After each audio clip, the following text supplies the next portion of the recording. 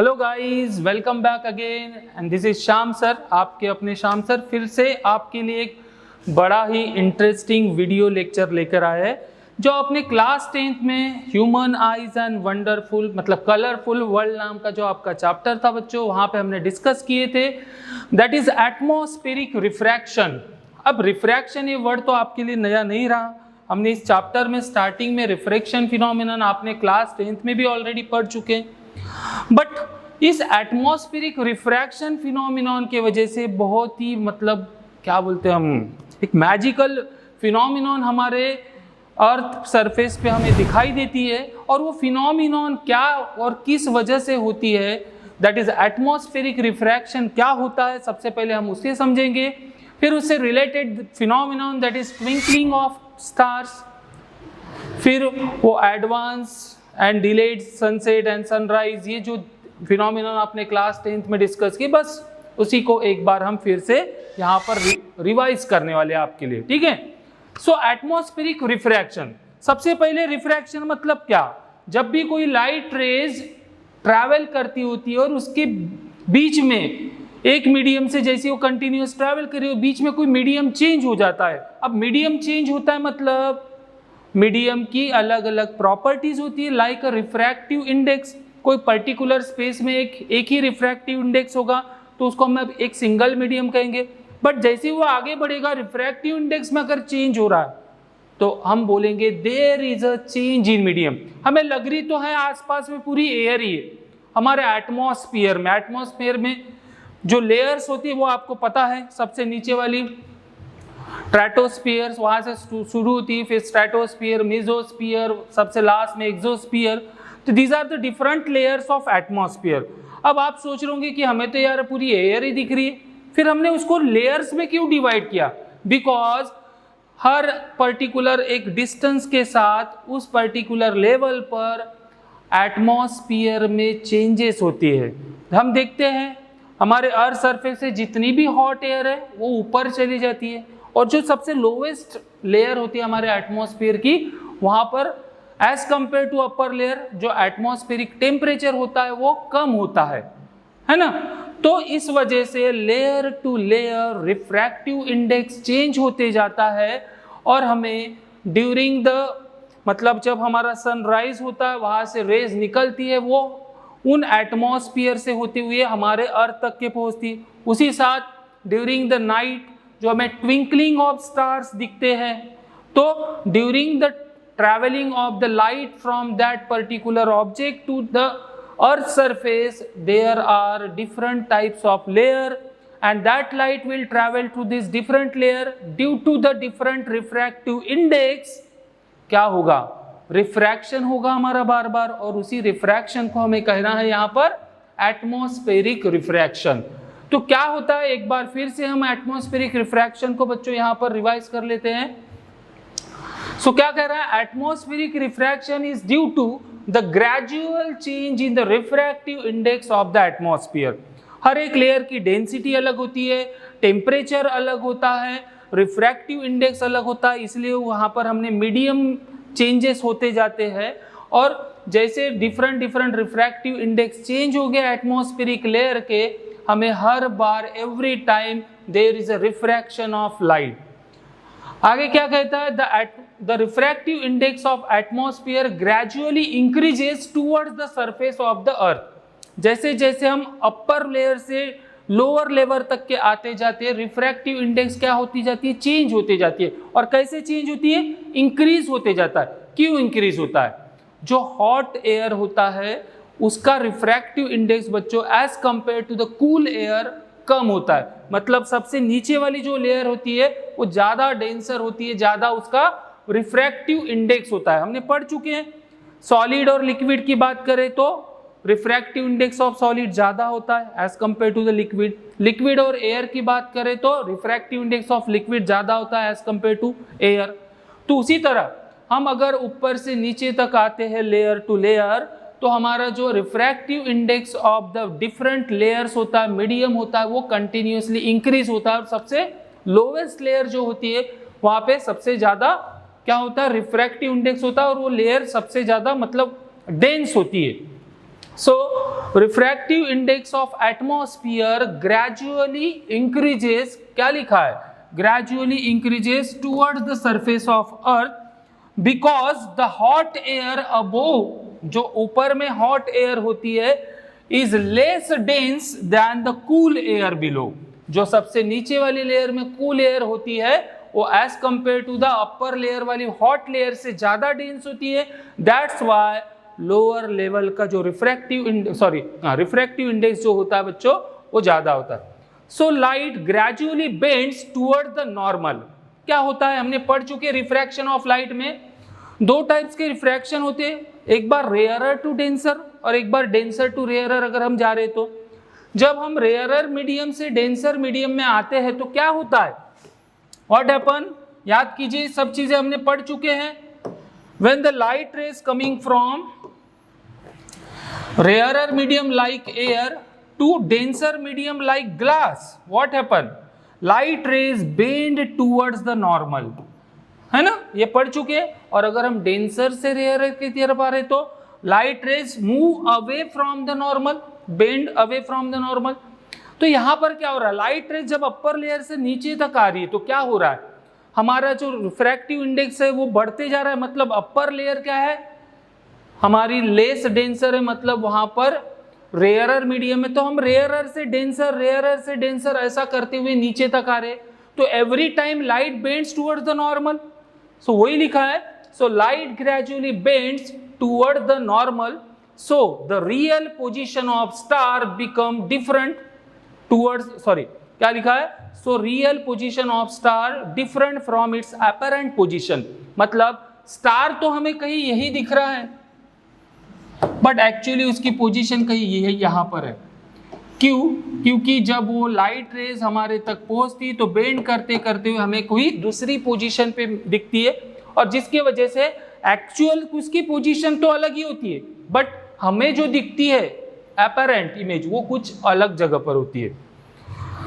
सो ये देखिए यहाँ पर मैंने एक इमेज के द्वारा आपको दिखाने की कोशिश की है, स्टार की एक्चुअल पोजीशन बच्चों यहाँ पर दिख रही है ना, बट यहां से जब लाइट रेज आ रही तो डिफरेंट एटमॉस्फेरिक लेयर से बेंड होते हुए नॉर्मल की तरफ बेंड होते हुए वो यहाँ पर पहुंची। और हमें क्या लगता है कि लाइट रेज तो हमें स्ट्रेट लाइन में लाइट रेज ट्रैवल करती है, बराबर है। सो हमें ऐसा लगता है कि स्टार तो कहीं यहाँ पर है बट एक्चुअली स्टार की पोजीशन कहीं और होती है, और इसी वजह से रिफ्रैक्टिव इंडेक्स क्या हो रहा है, बोल रहा है इंक्रीज हो रहा है, तो light rays continuously bend towards the normal, और हमें एक इमेजिनरी पोजीशन दिखती है। So this all happen only because of atmospheric refraction, और इसी एटमॉस्फेरिक रिफ्रैक्शन के वजह से हमें ट्विंकलिंग ऑफ स्टार, जब स्टार ट्विंकल लिटिल है ना, हमने पढ़ चुके ना बचपन में, ट्विंकल ट्विंकल लिटिल स्टार, तो वो किस वजह से हो रहा है, only because of atmospheric refraction. क्या होता है, light rays from the stars come towards the earth, every time atmospheric refraction वो हैपन, है ना, because of different refractive index. तो कभी हमें पोजीशन यहाँ पर है, कभी पोजीशन यहाँ पर है, मतलब फ्लिकर होते रहेगा, और उसके वजह से कभी हमें ब्राइट लाइट दिखेगी, कभी हमें फेंट लाइट दिखेगी, and this is nothing but what, this is nothing but a twinkling of stars. So देखिए बच्चों, जो हमारा नेक्स्ट टॉपिक है which is depend on the atmospheric refraction, क्या हो रहा है, जब लाइट रेज ऊपर से आ रही है तो जैसे जैसे डिफरेंट लेयर से जा रही है उसका एटमॉस्फेरिक रिफ्रैक्शन होते जा रहा है कंटिन्यू, लाइट इधर से उधर कम ज़्यादा ब्राइट फेंट होते जा रही है, और यही कारण है हमारे ट्विंकलिंग ऑफ स्टार का। तो देखिए क्या बोला है, the twinkling of star is due to the atmospheric refraction of star light due to the changing in the position of the star and movement of the layers of the atmosphere। जब light rays star से हमारे अर्थ तक के पहुंचती है तो वो raise during its motion या during its travelling what happen, it passes through the different atmospheric layer, every layer has a different refractive index, and due to the different refractive index at every stage, every layer there is a atmospheric refraction। So the position, actually position of the star changes. So क्या बोला है, so the light from the star some time brighter, है ना, and some time it look like a fainter and appears to twinkle. So बस यही एक basic reason है because of for the twinkling of star, that is nothing but a atmospheric refraction of light due to different atmospheric layers। इसी तरह बच्चों यही इसी reason के ऊपर, that is the atmospheric refraction के ऊपर, और एक फिनोमिनॉन हमने क्लास 10th में पढ़ी है, बड़ी ही वंडरफुल फिनोमिनॉन है, बट हमें इतनी चीज पता नहीं होती है। So that is delayed and advance sunrise. पर before that some points are here. क्या बोल रहा है, planets closer to the earth than star. जो प्लैनेट्स होते हैं एक्चुअली, मून हो गया, अदर प्लैनेट्स, वो स्टार से कम मतलब दूरी पर होते। तो आपने एक चीज और ऑब्जर्व की होंगी, जिसे स्टार ट्विंकल करते, वैसे प्लैनेट आपको कभी ट्विंकल करती हुई दिखे क्या? नहीं। तो क्या है रीजन उसके पीछे? Planets are closer to the earth than star, the light from the star are considered as a point source. क्योंकि बहुत, देखो पॉइंट सोर्स किसको कहा जाता है?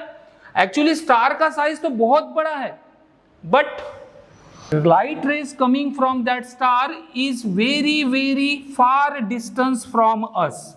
बहुत ज्यादा डिस्टेंस पर होने की वजह से हमें एक छोटा सा पॉइंट दिखता है एक्चुअली। देखो बड़े बड़े, जैसे हमारा मून हो गया, एक्चुअल साइज तो बहुत बड़ा है, बट हमसे काफी दूरी पर होने की वजह से उसका साइज छोटा दिख रहा है। उसी तरह स्टार भी क्या है, they are far distance away from us, and only because of that we consider that it is a point source of light. So light from the star considered as a point source of light, and the light from the planet are considered as a extended, बड़ा सा एक source of light है, ऐसा हम consider करते हैं। So the light from the planets nullify the twinkling effect. तो जो planets को टकरा कर light आता है, वो ट्विंकलिंग इफेक्ट को नलीफाई करता है, मतलब डिमिनिश, मतलब जीरो कर देता है, कम कर देता है। इसलिए हमें प्लैनेट्स कभी भी ट्विंकल होते हुए नहीं दिखते। नाउ जो नेक्स्ट फिनोमिनॉन, जैसे मैंने आपको बताया था, advance sunrise and delayed sunset. अब हमने बचपन में तो ये गौर नहीं किया, बट जैसे जैसे हम पढ़ाई करते गए हमें पता चला कि ऐसा भी होता है। ये सब इसीलिए बच्चों पढ़ाई करना जरूरी होती है ना। हम जितना ज़्यादा पढ़ोगे उतना ज़्यादा आपका नॉलेज बढ़ेगा। हमारे नेचर के बारे में हमें जानना है तो फिजिक्स में हमें इंटरेस्ट लेना पड़ेगा। So advance sunrise and delayed sunset, ये क्या फिनोमिनॉन है? देखिए, इसको समझने के लिए थोड़ा सा एक चीज़ मैं पहले आपको समझा देता हूँ। जैसे फॉर एग्जाम्पल ये हमारी अर्थ है, दिख रही नहीं? इस अर्थ सरफेस पे हम खड़े ऑब्जर्वर, 2 मिनट यहाँ समझिए। सपोज ये हमारी अर्थ है, ये जो रेड कलर का मैं निकाल रहा हूँ स्पॉट। अब इसके ऊपर सपोज ये जो लाइन दिख रही है, this is nothing but the horizon, है ना। होरिजॉन सबको पता है, क्षितिज बोलते हैं जिसको मराठी में। तो देखिए, हम इस अर्थ सरफेस पे कहीं यहां पर खड़े हैं। अब जैसी जो हमारा सन होता है बच्चों, वो होरिजन से जब नीचे होता है, क्या बोला, सन की पोजीशन जो होती है जब होरिजन से नीचे होती है तो हम कहते हैं कि अभी सुबह होने की है। बट जैसे जैसे ये ऊपर आता है, हम कहते हैं होरिजन से जैसे हमें ऊपर दिखता है ना मॉर्निंग में, जैसी सनराइज होता है, सूर्योदय जब होता है, तो हम कहते हैं कि सुबह हो गई। बट एक्चुअली वो होरिजन से जब नीचे ही रहता है, क्या बोल रहा हूँ ध्यान से सुनिए अगेन, जब वो रियल जो पोजीशन है उसकी जब होरिजन से नीचे ही रहता है, तभी उससे जो निकलने वाली लाइट होती है वो क्या होती है, हमारे तक पहुंचना चालू हो जाती है। ऐसे कर्व पाथ से ट्रैवल होती हुई हमारे तक पहुंचती है। अब लाइट हमें पहुंची तो हम क्या सोचते हैं कि लाइट कहीं इधर से आ रही होंगी, बिकॉज अगेन हम क्या सोचते हैं, लाइट स्ट्रेट लाइन में पाथ फॉलो करेंगी। तो हमें क्या लगता है कि जो एक्चुअल पोजीशन ऑफ सन है वो यहाँ पर है, बट सन तो यहीं रहता है, धीरे धीरे फिर वो ऊपर आएगा। तो हो रहा क्या है, मतलब सनराइज होने के पहले ही हमारे पास लाइट पहुंच जाती है और हमें क्या लगता है कि सनराइज हो गया, मतलब before time we consider that there is a sunrise. So क्या हुआ, हम इसको बोलेंगे एडवांस सनराइज, है ना। उसी तरह यही चीज ड्यूरिंग द सनसेट होती है। क्या होता है, यहाँ पर जैसी पोजीशन होती है हमारी, वो सन यहाँ पर मतलब नीचे जाते जाते होरिजॉन से नीचे चला जाता है, होरिजॉन से नीचे गया मतलब क्या हुआ, सनसेट हो गया। बट होरिजॉन से नीचे जाने के बाद भी क्या हो रहा है, जैसे ड्यूरिंग द सनराइज होता है, same thing happen during the sunset also. Sun तो होरिजॉन से नीचे चला गया है मतलब सनसेट हो चुका है, but still light get travelling through the curve part towards the observer and we consider that अरे यार सनसेट तो होने का ही है अभी, मतलब सनसेट एक्चुअली हो चुका होता है, but still we are feeling there is a no sunset because of this phenomenon. So ये चीज़ें हमने क्लास 10th में भी डिस्कस की थी, वही उसी का हम थोड़ा सा एक रिवीजन कर रहे हैं। देखिए यहाँ पे वही दिखाने की कोशिश कर रहा है, ये अर्थ है, यहाँ पे हमारा कोई ऑब्जर्वर है, suppose this is a horizon, दिख रही है लाइन, तो रियल पोजीशन हमारी सनराइज होते वक्त कुछ नीचे ही होती है हॉरिजॉन से, और हमारे तक लाइट पहुंच जाता है कर्व पाथ से ट्रैवल करते हुए, and we feel that actual position of the sun is here, but it is a apparent position. So sunrise होना ही बाकी ही था, फिर भी हमें लगा कि सनराइज हो चुका है। उसी तरह during the sunset also real position is below the horizon, but we feel that sun is still above the horizon. So चलिए फिर से इसको एक बार डिस्कस कर लेते हैं। क्या कह रहा है, the sun is visible to us, हमें जो दिखता है सन मॉर्निंग में about 2 minutes before the sunrise, sunrise होने से 2 मिनट पहले ही हमें मतलब उसके अपरेंट पोजीशन दिख जाती है, and we consider that there is a sunrise, and about 2 minutes after the sunset due to what, again atmospheric refraction. The apparent flickering, atmospheric refraction से क्या हो रही है, लाइट रेज बेंड होते होते होते हुए आ रही है हमारे तक, तो उसी बेंडिंग की वजह से ये सब हो रहा है। The apparent flattering of the sun disc at the sunrise and the sunset is also due to the atmospheric refraction। Sunrise and sunset होते वक्त जो फ्लैटरिंग होता है, सब बड़ा सा दिखता है हमें सूरज, वो भी सब किसके वजह से होता है, again due to the atmospheric refraction.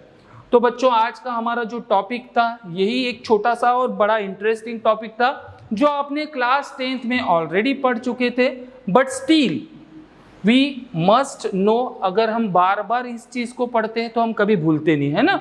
बचपन में हमने 2 1 जा 2 का जो पढ़ा याद किया वो क्यों नहीं भूले अभी तक के, क्योंकि हमने बार बार रोज स्कूल में जाने के बाद क्या करते थे, हम उसको रोज रिवाइज करते थे, और उसी की वजह से हमारे ब्रेन ने अभी उसको परमानेंटली सेव कर दिया है। तो यही चीज़ आपको बच्चों ड्यूरिंग द स्टडी करना है। फर्स्ट टाइम जब हम कोई भी टॉपिक पढ़ते तो हमें थोड़ा सा कम समझ में आता, बट जैसे जैसे हम उसकी रिवीजन करते जाते तो वही चीज़ हमें इजी लगती है। तो आपको यही चीज़ बार बार करना है।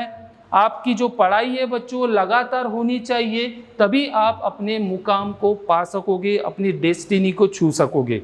ठीक है, तो चलिए बहुत होगी ज्ञान की बातें, मगर आपको ये सब चीज़ें करते रहना है। ज्ञान नहीं है, ये हमारा एक्सपीरियंस है इतने सालों का, इसीलिए आपके साथ शेयर कर रहे बच्चों।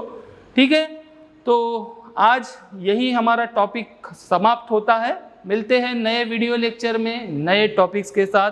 Till then keep watching regularly and have a nice day.